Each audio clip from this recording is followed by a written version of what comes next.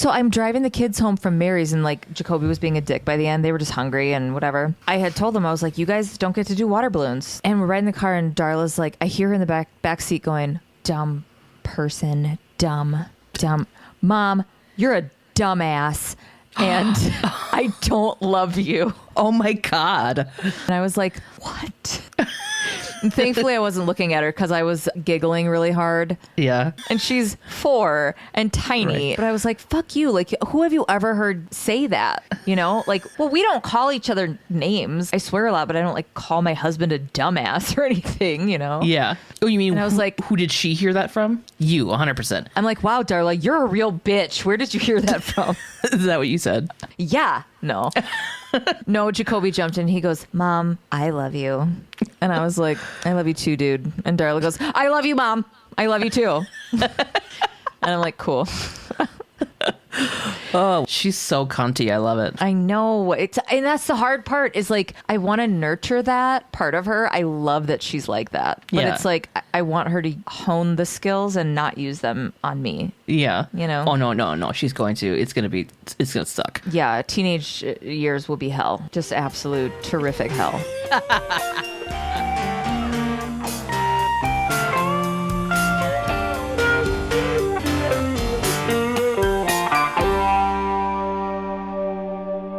Welcome to SVupod, Especially Heinous. I'm Tasha. I'm Gabe. We're wrapping up season 2 with our T&G Q&A, and we've got a couple other crucial things that we need to discuss. It's Walter's birthday today. Oh, happy birthday, Walty. All right, let's start this shit. People sent fucking ghost stories and a couple emails and stuff. Cool. This first email is from Kara M., and the subject is spooky stories. There's like a bunch of different size O's. Kara says, hey there. Okay, I'm not going to read it like she's whatever. Hey there. I have relatively tame but still fun spooky stories for Gabe, all relating to the same house. Oh my God. It belonged to my non-relative Aunt Susie, a.k.a. my dad's sister's husband's sister, Susie. Okay. She and her third husband, Bill, lived in this bomb house near my parents when I was an early teen. Hold on. I'm sorry. Why does she have to mention that it was her third husband? That was fucking... Shade queen, Kara. Yeah. She and her third husband. And there's actually a side-eye emoji. Just kidding. She's not. No. They would pay me to be the coat girl at their yearly Christmas parties. Jesus Christ. Who are these people? Fun. And I loved their dogs. Not relevant, but not necessarily irrelevant. Yeah. If there's ever a dog that you like anywhere, it could have been like 4 years ago and you remembered it. It's fine to say. And if there's anybody to tell, like, tell us because we care. Yeah. I already loved that you were sending us a message, but now I just think you're a good person in general. Yeah. So Susie told me that the house was haunted and I was into it. One night, Bill woke up and walked down to the kitchen for food or something. Is this the third husband? Third husband, Bill. Third husband, Bill? This is the okay, third cool. husband. Yeah, third time's a charm. Bill, welcome to the family. Okay. One night, Bill woke up and walked down to the kitchen for food or something. On his way back up, he looked into the first bedroom on the left that was right at the top of the stairs. On the bed was an old woman just sitting there on the edge, facing the door, staring at him. Was it one of his ex-wives? Yeah. How many wives did Bill have before this, Kara? I gotta know more. Details, please. Bill, half asleep, didn't think anything of it. He told Susie about it the next morning. I know. What? Lillian, their Jack Russell, never, and I mean never, walked past that doorway. She had to be carried always. He's not a believer in ghosts, so he didn't want to make a big deal about it. He saw a lady! And he like was sleepy and went to bed. I'd be like, you know what I mean? Like, I would have fucking lit a match, thrown it in the room, packed a bag, and left.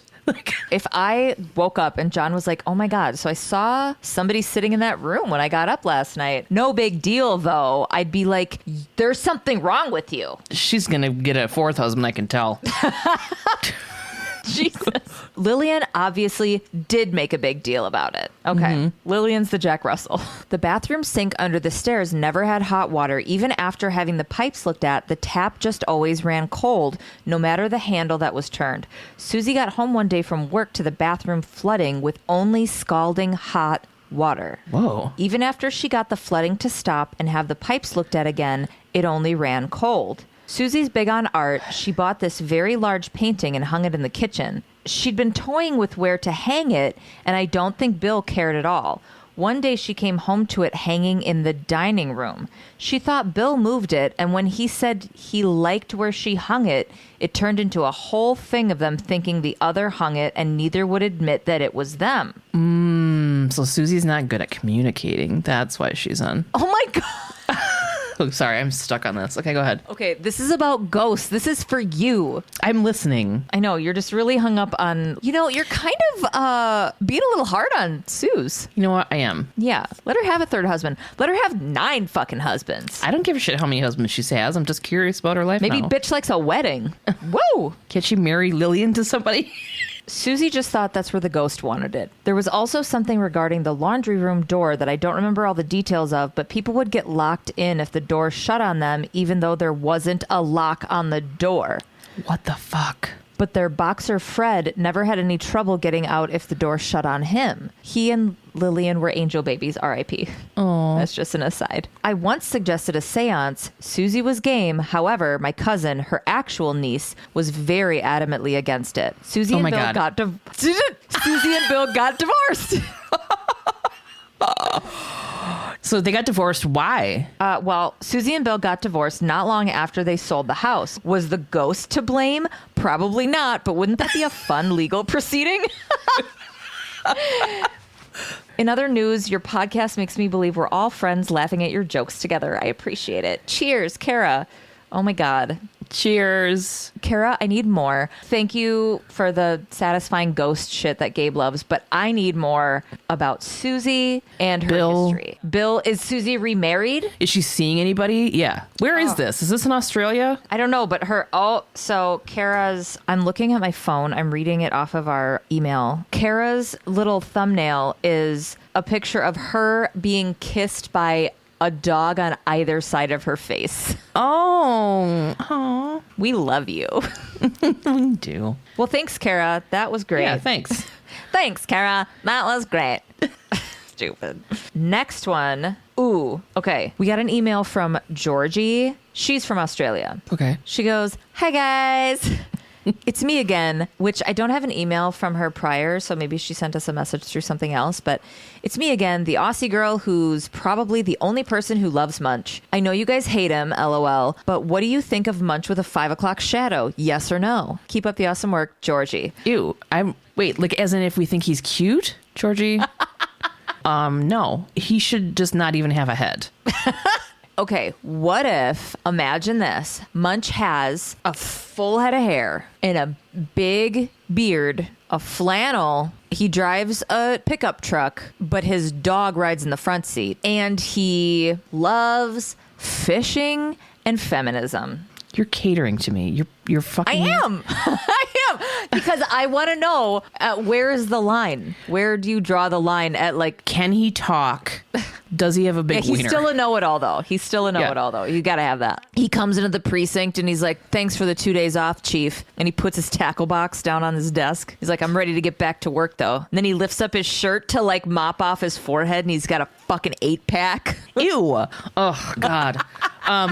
Ew. I need my drawing stuff so I can take a picture of him and then try to draw a beard on it so I can, like, try to visualize this because... I'm going to Photoshop hot Munch. Dude, don't just put his head on a different head. You have to have his body and everything, too. Don't try that bullshit with me. I'm going to make a Munch that I think Gabe would be attracted to, and I'm going to post it on our Instagram. I'm going to post a variation because there's a spectrum of dudes that you're into. Yeah, I like men. I just like men. But yeah, I have a weakness for certain type of men. Like a Colorado mountain man.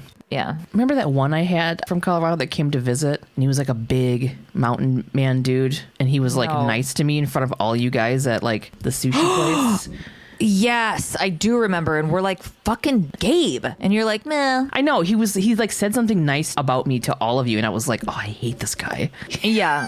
And I said it too. I was like, "You're too used to douchebags. This guy is too nice." Yeah. And he really liked you. Oh, God. I forgot about that guy. He was cute too. And he had those fucking quads. Dude. Quads for days. Yes. One time I came down into the room that he was in when I was in Colorado, and he was wearing nothing but a belt, and he was laying down and he had a trail of Swedish fish up his chest. I still didn't have sex with him, but I got Really? Yeah, dude. I did one time. I finally gave in and was like, okay. And then I was like, oh, I just wasn't. And plus, it was so close to After Fish. There was just no way I could like commit. to No, that thing. was like yeah. Oh man, I wonder what that guy's up to. What was his name? He's probably like married to a nice lady, and Why can't I ever be a nice lady? I don't know. It was just the wrong time. I'm not a nice person. I don't think people don't want to date me. I'm mean. I'm surly, and I look surly. You're not mean, but you are surly. You're very nice, but it's hard to know that all the time. Yeah.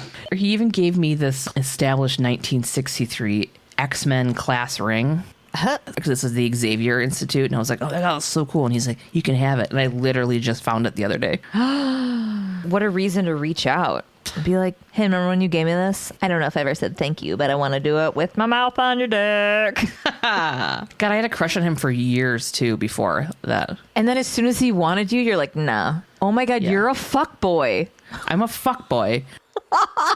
It takes me so long to be able to actually commit to somebody. Yeah. So I'd commit to Fish. We were done. There was no way in fucking hell I was going to commit to anybody. There's just no way. Mm-hmm. My brain doesn't do that until I'm like ready. I don't know. Yeah. And that's okay. Like you just weren't ready to like be in a relationship, and that's fine. I just can't even imagine just being like, you're fine. Come on. You know what I mean? Like, I just can't. Oh my God. It was like 4 years after Fish that I met Evan. Mm-hmm. Yeah, it's been a couple years after we split. Looks like you're rolling around to it being time for you to do whatever you want. Who gives a shit? I don't. Yeah. I just don't want you to feel lonely. I don't feel lonely. I don't. Well, sometimes you say that you do, but I do. I feel bored sometimes if I can't find somebody to hang out with, like friends. Yeah. But sometimes when I'm going to have people come over, I'm like, ugh, I want you to leave by like 7:30. You know what I mean? Will you please tell me if you want me to leave? Can you do that? I never want you to leave. Never. Oh, I mean, I feel so comfortable telling people that I'm done hanging out with them. Me too. So there's like the Wisconsin thing of like having to take forever to say goodbye. I can be on the phone with Gabe and I can go, I'm going to go, and hang up. Yeah. Like with other people, it's like, well, you got to kind of like wind down, you know, or you could just be like done. Or like if I'm sitting at your house and I'm like, all right, I'm leaving, and I just leave, you know? Yeah. I love that. I don't want to be fucking guilted to stay on a phone call that I don't want to be on. I don't want to be, you know, I don't want to get shit for like having other shit to do just because I have other shit to do. It has nothing to do with me wanting to be around you or not. Or maybe it does. And that's not your business. It's mine. You know? Right. Yeah. And as I got older, I was like, I need to have this freedom in all of my relationships. Yeah, we're good. I'm done socializing. I'm good. Mm-hmm. Yeah. It's like for my mental health that I need to be able to just call it whenever I want. And that's for me. Don't have to ask me. Don't ask me if you can use the bathroom.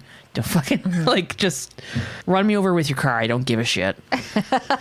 Let's read this next email. Oh my God. Yeah. What the fuck? I don't know. Okay. This is an email from Scotty. Yeah. Howdy, Gabe. Wait. No. Okay. This is...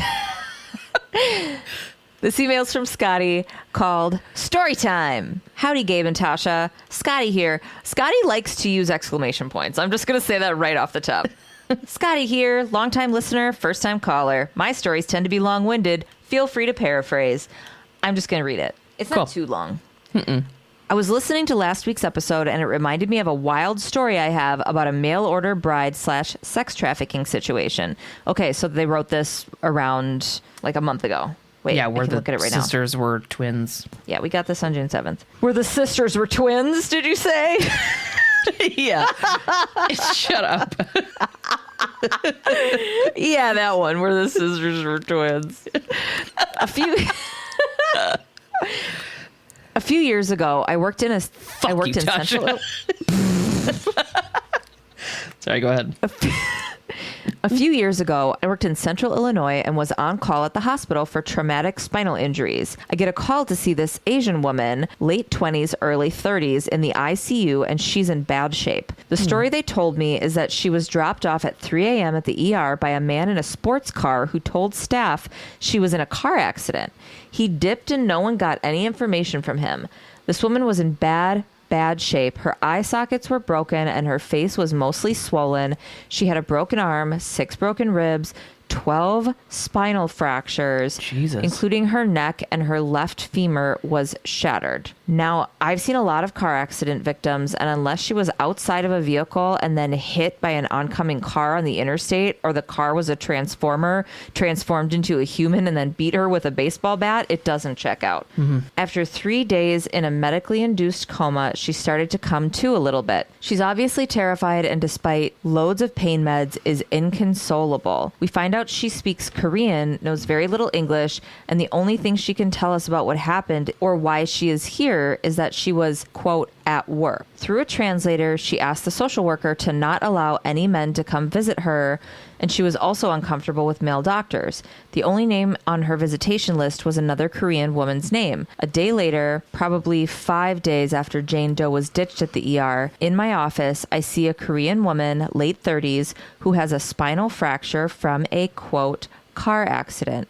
She's also a little bruised in the face, has a sling on one arm, and the medical notes say she has 2 spinal fractures and a broken humerus. She speaks broken English and looks kind of drugged out. The man that is with her is a wealthy, white, middle-aged guy with a folder. In that folder is all of this woman's information, her Korean passport, birth certificate, a marriage license, and certificate. The entire interaction I have with the two of them, he will not let her answer any of my questions, which I specifically direct to her. I ask him to step out so that I can speak to her, and he flashes the marriage certificate telling me that he is allowed to be present. She very sheepishly nodded and agreed with him. Now, as soon as I mentioned I wanted to speak to her alone, he gets panicky and is now all of a sudden in a hurry. He keeps saying she's in pain and tired, so she needs to get home to go to bed. They leave very shortly after I fit her with a brace. This has me beyond suspicious, so I do some digging. The name on Jane Doe's visitor list is the name of the woman I just saw in my office. And there are no reports of a motor vehicle accident with serious injuries in the last week in any of the surrounding counties. I immediately called the sex trafficking hotline with their information and a description of all parties involved. I never heard back about anything, but I hope social services was able to rescue these women and hopefully anyone else who may have been trafficked by these guys. Pretty bananas, right? Anyway, love you guys. Thanks for the best SVU pod on the planet. What do I do with that? I know. Scotty! It's such an amazing story, too. I'm like, what happened? Tell me everything. I know that you're not going to get to know anymore, but I want to know what happened to them. I know. Oh my God. Okay, let's wrap it up. So the sex traffic police found where they were living, busted in, and it turns out they were in the same house. Okay? Yeah. One beefy cop tackled the nicely dressed white guy who kind of looked like Neil Patrick Harris. And really aggressively cuffed him, and the guy's like, "You can't do this. I know the mayor." And he's like, I am the mayor. I was just gonna say, I am. He's the mayor. He's the mayor / cop, and he's like, "I wanted to come down and do this myself because I care about women, sex trafficking, and all of this is important to me." And the ladies were like, "Awesome, Thank you. but also we've quietly been stealing from these guys, so we're like set financially." Long story short, the guys went to jail, and the women took over their residence and opened a coffee shop. Also, that was some sort of like Horcrux or something of like all the sex industry stuff. And through arresting those men, all the women that have ever been sex and children, they were all found and let go and given lots of money. Yeah, when detectives got to the house, they actually walked into this dark windowless room, but the only light in the room was this orb in the middle. And they were like, "What is this?" And they like went in, and the one cop was like, "Oh, it doesn't line up with the base that it's on." So he turned it and it went, and it somehow released anybody that was being human trafficked. And they all disappeared from where they were at and went back to exactly where they wanted to be. If that was at home in their mom's fucking kitchen eating hot soup, then that's where they went. And if they were in a bad situation before that, they went to wherever they used to fantasize about being. And all the people who ever involved in sex trafficking women were transported to a volcano. But it didn't explode. They were just trapped in there. there? They were just trapped in there, and it was really hot, and they slowly.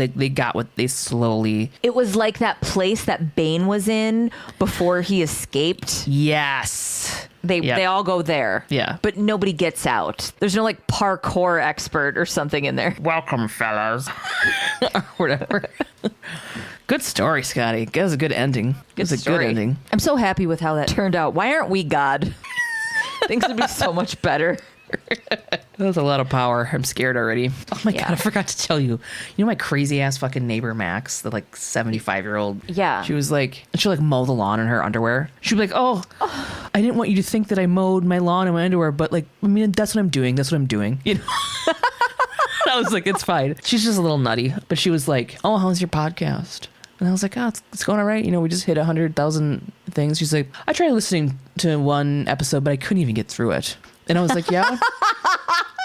Yeah, she was like, yeah, it just seemed like it was really long. I don't know. She's like, so is it just like you guys talking about the show? Is that why it sounded so incohesive? And I was like, yeah, yep, yeah. I was like, it is. And then we do a true crime after that. That's maybe it's based on. She was like, And I was like, is she one of these 1-star motherfuckers? Yeah, she just had her like hands on her hips, and she was just like, how's the podcast? Oh my God, I love everything about that. Yeah, we're not. What's her name? Her name is Max. Max, we're not for you.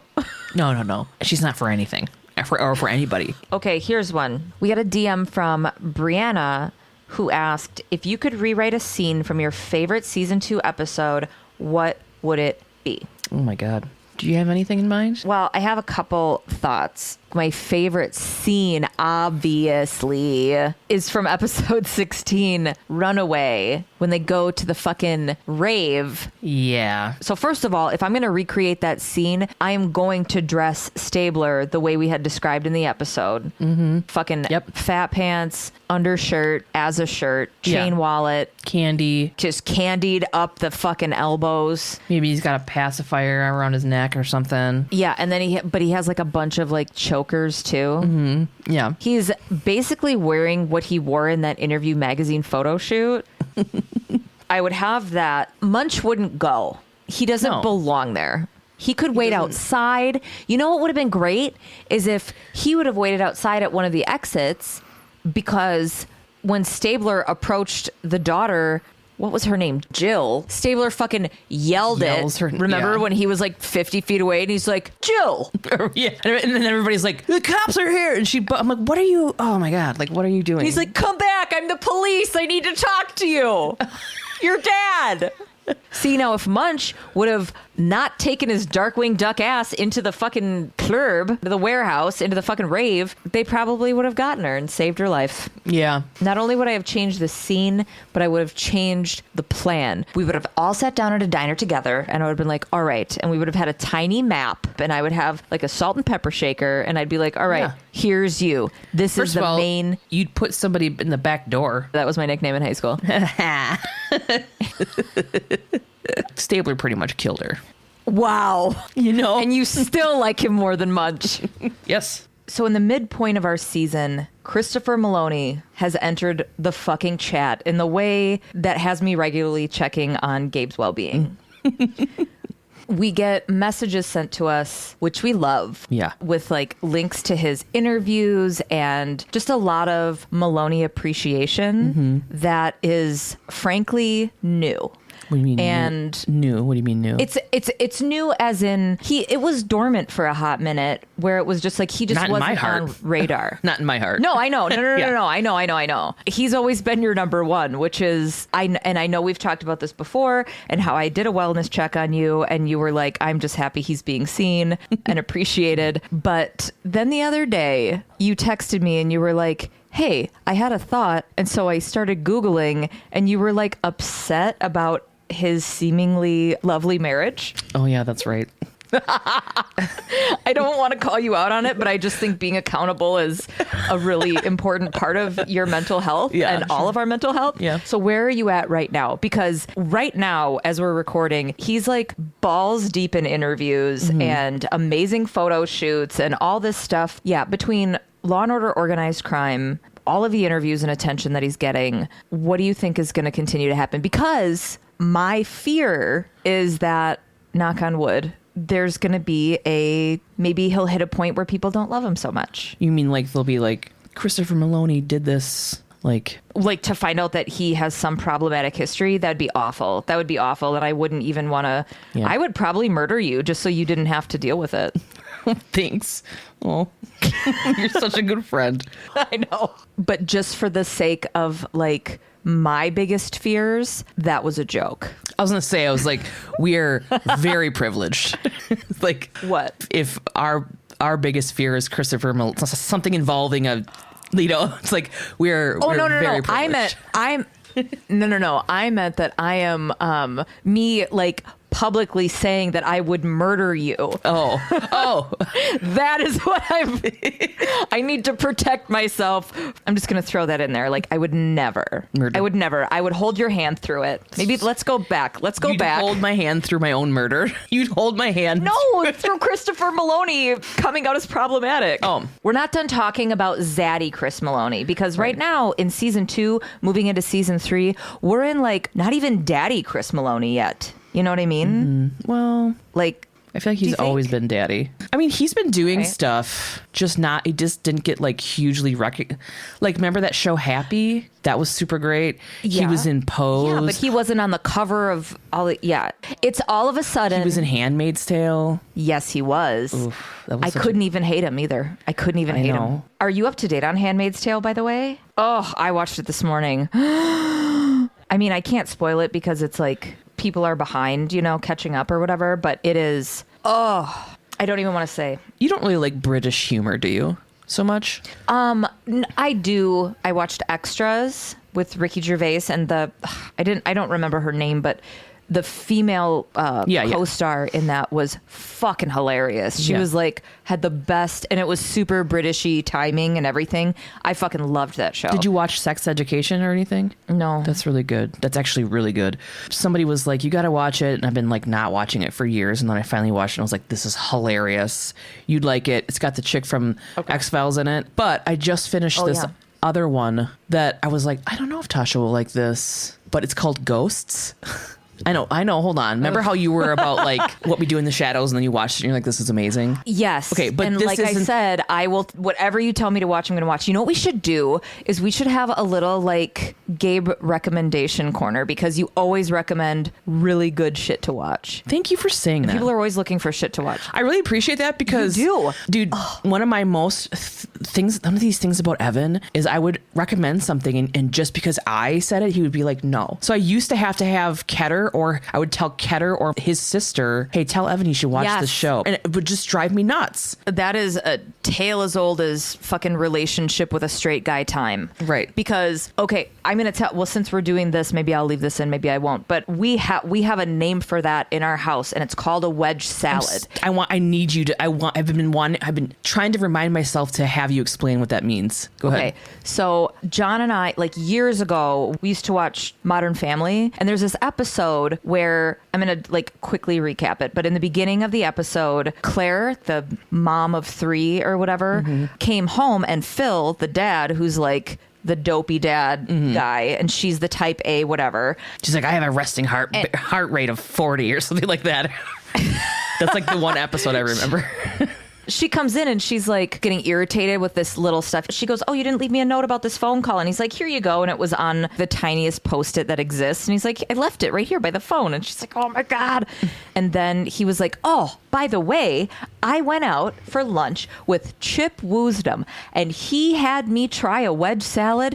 Oh, Claire. And she lost her shit. She's like, nobody fucking listens to blah, blah, blah, blah. And then it cuts to him being like, oh my God, what did I do? The whole episode is about him trying to resolve the situation by like doing better, being better, whatever. He had no idea that the thing she snapped about was the having the wedge salad with Chip Woosnam thing, because she had told him months prior herself that she liked wedge salads and that he needed to try a wedge salad. Side note that has nothing to do with anything. Well, actually it does, but wedge salads are so good. But it has to have the balsamic drizzle on it. Yeah, I love a wedge salad. Some of them don't have the balsamic, and it's like, then it's not even, whatever. It's not worth it to me. Don't put French on there and then fucking try to sell it to me as a wedge. Get the fuck out of here. Fucking iceberg chunk with your goddamn Midwest French dressing. Mom. Okay. Damn, Terry. Damn. So that's such a Midwestern thing. People ordering blue cheese and French together. I fucking that's hate like French. I think it's a regional thing, but they also call it Western dressing. French has also like, I think it's like similar. If not, don't at me because I don't care enough. Well, the Midwestern French is like watery ketchup or something. I don't know what it is. Well, yeah. Everything in the Midwest is like some version of ketchup or ranch. Yeah, I'm not mad about the ranch, though. That shit's good. Yeah, I don't get into... I mean, I'm not going to, like, not have ranch if it's sitting out and there's pizza available, but, like, I'm not... It's not a condiment that I, like, need. I'm a honey mustard kind of gal. Ugh. Or an aioli, because I'm bougie. Yeah. Aioli... You're just churching up fucking mayonnaise. Don't act like it's fucking... Hell yeah! I'm a bouge hound about my condiments.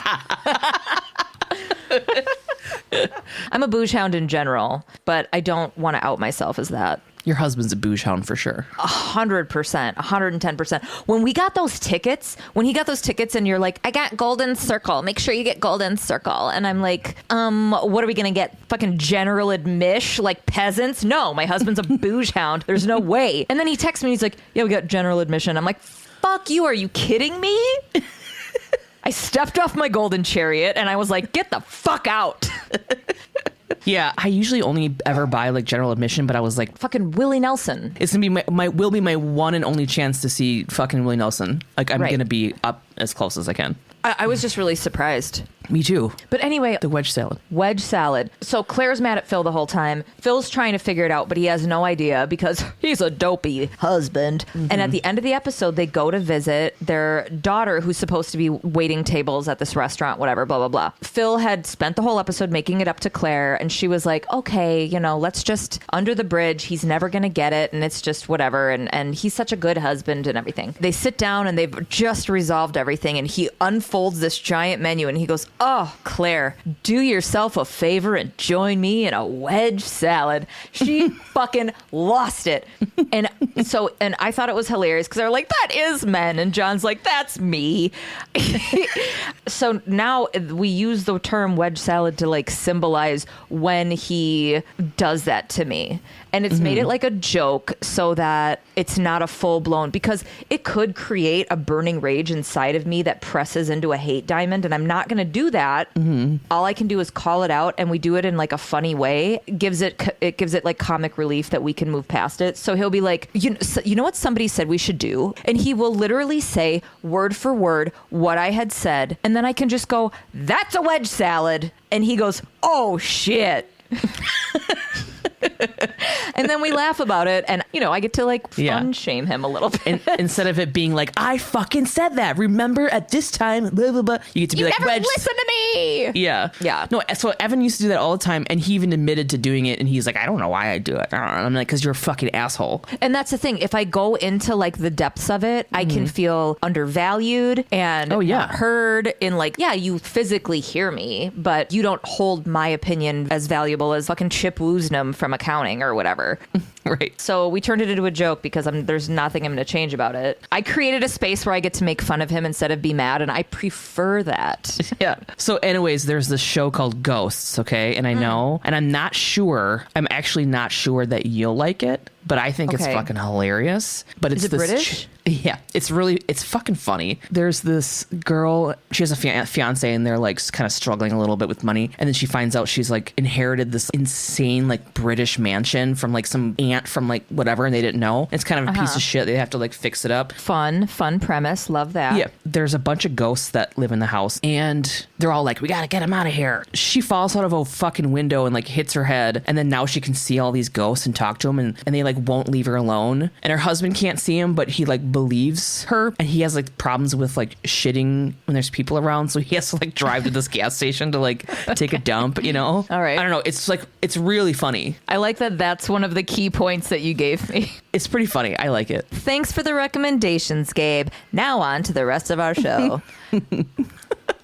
See, this most recent article in The Cut about going on a date with Christopher Maloney. Wait, is it like a thing you can sign up for? Was like a contest? And it was can you imagine? It was an interview that they did. So somebody like went to lunch with him. Alexa on Instagram sent it to us. She sent us the article. Yeah, right here. We did it. We dated Christopher Maloney. This must be what summiting Everest feels like. What did Maloney have for lunch? A giant hunk of raw beef, of course. While this big beefcake ate his big beefcake, the conversation covered...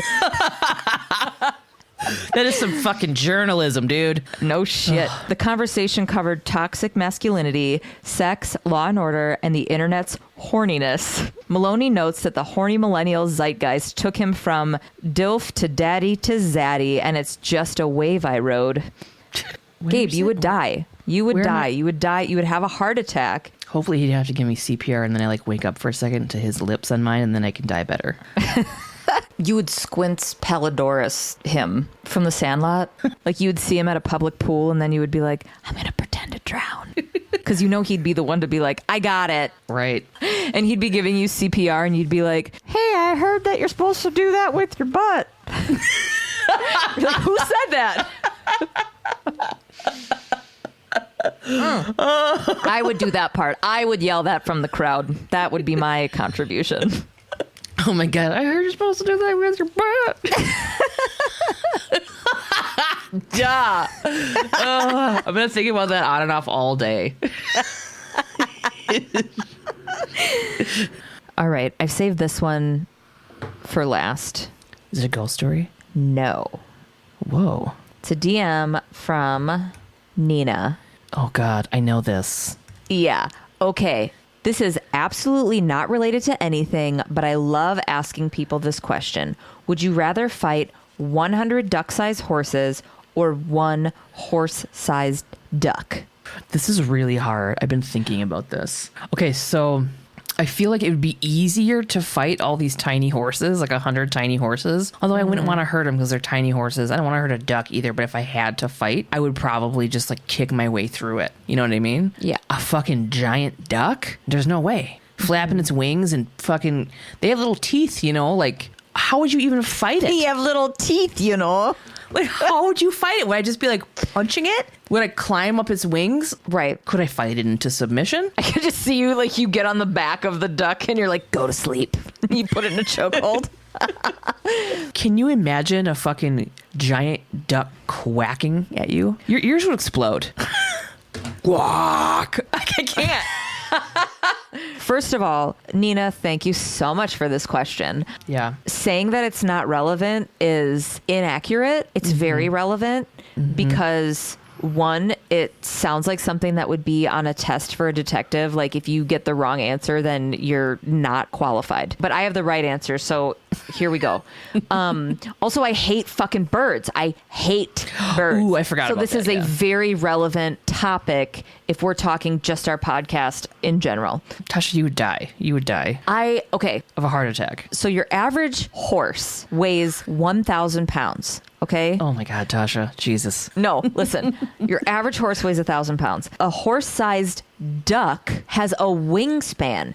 A duck's wingspan, I didn't look this up, but I assume the wingspan is what? The one wing is probably the length of its body. Would that be an accurate guess? I'm going to say yeah. Probably bigger. Probably bigger, to be honest. But imagine a fucking 1,000-pound duck's wingspan and tell me that that's the same as fighting 100 duck-sized horses. Now let's move to the duck-sized horses, okay? There's 100 of them. Yeah, that's a lot. There's 100 of them. Who said anything about it being fair? You're like, don't tell me that's the same as fight. Like, it doesn't have to be a fair comparison.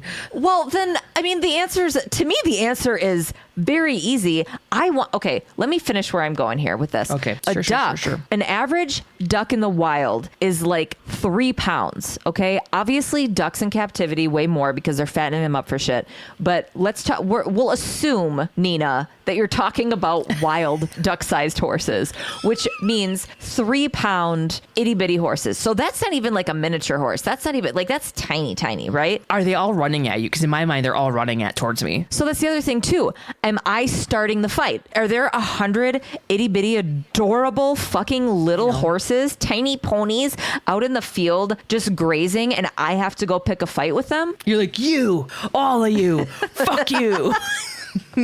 Or am I just like going in and just fucking mosh pit kicking my way through these tiny little horses? I'm not okay with that. It's like you're at a ska fucking concert in 98. Yes. You're like, I have to just skank my way through these fucking horses. So for me to be able to do that in my mind, these horses are mad at me and I have to fight them. I don't want to. I have to. Right. Baring You know what I mean? teeth coming at you. So like that, that is also an assumption that I think I've come around to. Do you get any weapons? That's the thing too. If we're deciding that this isn't a fair fight, because I'm just like, how is it the same? If it's not a fair fight, if it's not like, okay, well, it's hard for me to decide which one it is, and it's harder to fight a horse-sized duck, then what kind of weaponry do I get? With the horses, you would just get like a shotgun because the pellets, expand or explode out, and you can take out like 10 in one freaking shot. Yeah, but right? you're not going to get a weapon that makes it easier to kill everything. What I pictured was fucking me with a crossbow on my back, and I tuck and roll into this herd of horses coming at me, itty bitty adorable little not even knee height horses, and then I'm just like in my mind with this giant duck, if I fought it, does it count for fighting if I just like punch it a bunch? Like what if I climbed on top of it and like got... Does it count? You mean like Mortal Kombat? Like do they have to die for the fight to be done? Because I also want... Oh, yeah. I also want to be able to ride this duck, Ew. Ugh. Like Fern Gully? No, Rescuers Down Under. Oh, the albatross? Yeah, I guess. No, not the albatross, the golden eagle. The huge No, one they that ride like... the albatross. They do, but remember the big giant eagle? He's that, like, plop, plop, plop, hey guys. wasn't it John Candy or something? Wait, hang no, on. the giant eagle that hangs out with the kid and like he grabs onto Hey his shoulders. Siri, and... who voiced the albatross from Rescuers Down Under? Jesus. Here's an answer from BehindTheVoiceActors.com. John Candy is the voice of Wilbur the Albatross in the Rescuers Down. It was. And God, Tushy Gandalf, that's the first time that's ever happened to me. Way to go. Anyways, I'd want it to be my friend and like fly places together. So do we have to kill everything? Is the fight done when one of us is dead? Again, I'm going to need more. Like, I get it that it's a would you rather. I like to be able to ask questions. My question is, please tell me why someone would pick the horse-sized duck. Who answers that? Is it just ego that answers that? Like, I want a challenge. I'm going to fight the duck. Like, I bet you most men pick the duck. ooh, that would be a fun experiment to see. I mean, it might be easy to be run to... I wrestled in high school. Give me the duck. Yeah, we know you did, Kevin. But like, zombie movies, like one is fine, but you get another one, and it's hard. Like 100 fucking tiny horses. You can be easily overrun. Yeah, and that's the other thing that I was thinking. I mean, that would be the only thing that would make it challenging is like, okay, so there's 100 tiny horses, and I go right to... Oh, they're so cute in my head. Alfred Hitchcock's The Birds. Right. I feel like they would slowly, because horses bite, and they would slowly bite you to death. Like little piranha. Yeah. What determines losing the fight? Or they're just... They come up and they're like, yeah, they're kicking you with their tiny little... And you're like, oh, you're so cute. See, if there's no rules to this, if it's just like you have to fight them, I assume that they're angry. So what my strategy would be to win them over. Do I want to win over a duck? No, fuck off. I want to win over this tiny army of horses. I want to win over both. I mean, how could you not want to have a fucking duck to fly on? Ugh, like the oil that their skin secretes to Oh my God, their, you like... put a fucking saddle on it or whatever. Like... You know what I mean? Like, you put a blanket over it. There's like a whole system. You're not just like sitting on a duck. It's got reins and stuff. Duh. Grow up, Tasha. I still think it's just ugh. There's room. You can put a box, like a car on top of it type of thing that encapsulates it so you're not getting wind in your face and like you're kids aren't cold, you know. And what, go to the ball? Like, what am I, a fucking the duck queen? I don't know, they fly pretty fast. Maybe you don't want to pay for a plane ticket to somewhere close like Chicago, or you don't want to drive, you know, like you just hop on your fucking giant duck. Okay, so we're no longer fighting them, we're taming them. Well, we fight them at first to get... We're how to train your dragon in your question, Nina, because, yeah, I'm going to train the tiny horses. See, I don't have a desire... No, but you have to fight them first. To win their respect. Yeah, so we did the chat. We did what we were supposed to do, but that's what I'm saying. I would fight the tiny horses by not bending over, because if they're like below my knees, they'll just tire themselves out. They're not going to climb on top of each other and make a fucking transformer fucking duck horse. What if they transformed themselves? What if they into a giant duck? Yeah. And they all climbed on top of each other. That would be the ultimate mind fuck, wouldn't it? And it was like... Yeah, you can fight these tiny little horses, but guess what? They're climbing up on each other like an America's Got Talent fucking dance troupe, and they make a fucking gigantic duck. Why don't we convince them to fight each other then? Oh my God, that would be heartbreaking. No, you can get them to fight the bird, the duck. Oh, I thought you meant the tiny horses fight each other, like each other tiny horse. Oh, and I'm no. like, no. Oh my God, no. And then, I'm not tiny horse. I'm not going to go at the insecurities of a tiny horse. To No, get them to, like, absolutely not. So I feel like, long story short, I think it's pretty obvious you want to fight the horses. Yeah. I want to fight the horse. I don't want to fight any of them. But, you know, like when you're put into a situation that you don't want to be in, you're just, I mean, if I have to fight, if it's me or the tiny horses, I'm going to come out on top. If it's me or the duck, I would just be like, fucking kill me, because I'm going to wake up from this nightmare every night of the rest of my life if I get out of here alive. I don't think you'd make it. Do you know what would be a harder would you rather for me? Would you rather fight a horse-sized duck or 100 duck-sized ducks? You don't even know what to do. I wouldn't know. That one would be a challenge for me. Just shoot yourself in the face. Be done with it. You walk into a room and there's a fucking 1,000-pound duck and there's 100 3-pound ducks and a gun on a table with one bullet in it. Me. I fucking... Oh, look at that. We get to end the season with a joke of me killing myself. Perfect. Nina, that was good. I love a would you rather. Stresses me out a little bit. Yeah, well, thanks for the questions, everybody. If anybody else has a thought on the would you rather, let us know. I want to know who would fight the duck. That's it. It's not about training the duck and getting a fucking duck saddle specially made for it and whatever, Gabe. It's just about, like, who would fight it. Who would fist fight a 1,000-pound duck? That's what I don't know. I've seen, like we were talking about before, we've seen so many fucking drunk dudes outside of bars. It's gonna be dudes. Yeah. This 1,000-pound fucking duck is just walking down the street, and some drunk dude's like, "Hey, you duck! you looking at my girl?" You know how ducks can like peck your eye out if they want? He's just gonna take your whole head. Ducks can peck your eye out? Yeah, I mean, well, anything can, but anything can. I've got nipples, Greg. Can you milk me? All right. A couple things that I wanted to mention before we take a little break for the summer.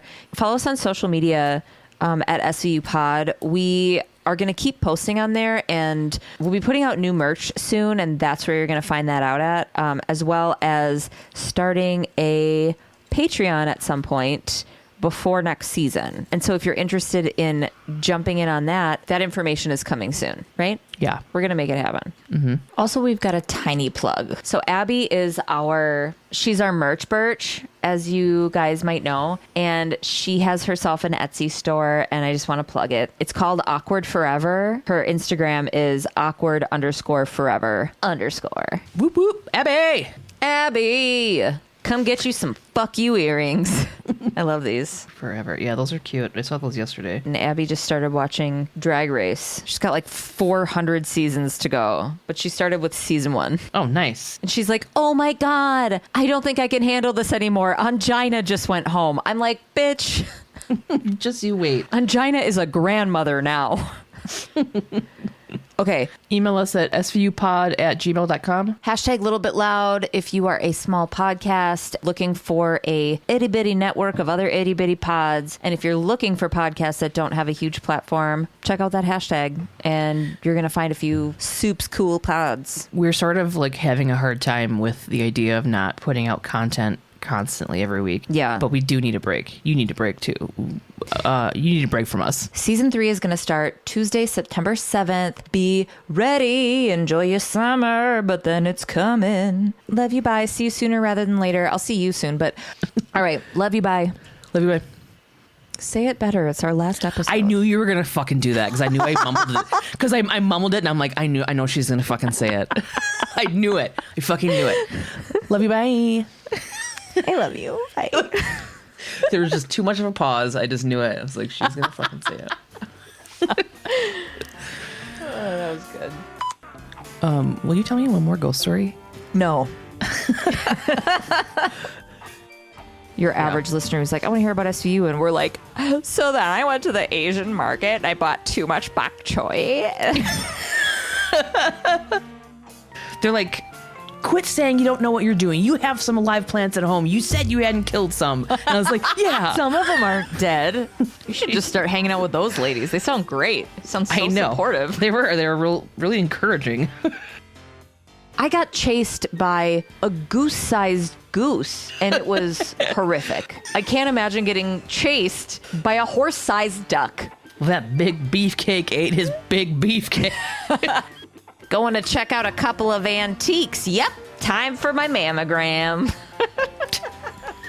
Fucking Maxine, your neighbor's hilarious. I went to a topless beach once, saw so many boobs, I thought I was at a family reunion. What? That doesn't even make sense. I don't understand. It's the way old people call other people boobs. This guy's a boob, which I love, and it needs to come back. Is that why it was so incohesive? I couldn't even get through the whole episode. For Valentine's Day, I'm having a threesome. Me, Ben, and Jerry. Right? A Christmas party at work with coworkers. Can't I just poke myself in the eye instead? You gotta do the face too. You're like, ah!